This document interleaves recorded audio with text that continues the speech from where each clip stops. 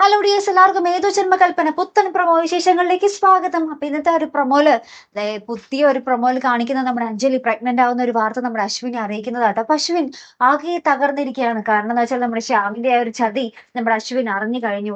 അതിന് പിന്നാലെ നമ്മുടെ ആകാശിന്റെയും പ്രീതിയുടെയും വിവാഹം നടക്കാൻ പോവുകയാട്ടോ. അപ്പൊ നമ്മുടെ അശ്വിൻ വേഗം തന്നെ നമ്മുടെ ശ്രുതിയെ വിളിച്ചൊരു കാര്യം പറയുന്നുണ്ട്. നിന്റെ ചേച്ചിയുടെ വിവാഹം നടക്കണമെങ്കിൽ ഞാൻ പറയുന്നത് നീ അനുസരിച്ചേ മതിയാവൂ എന്നും പറഞ്ഞ് നമ്മുടെ ശ്രുതിയോട് ഒരു കാര്യം പറയുന്ന ഒരു രംഗം തന്നെയാട്ടോ നമുക്ക് ആ ഒരു പ്രൊമോയിൽ കാണുവാൻ സാധിക്കുന്നത്.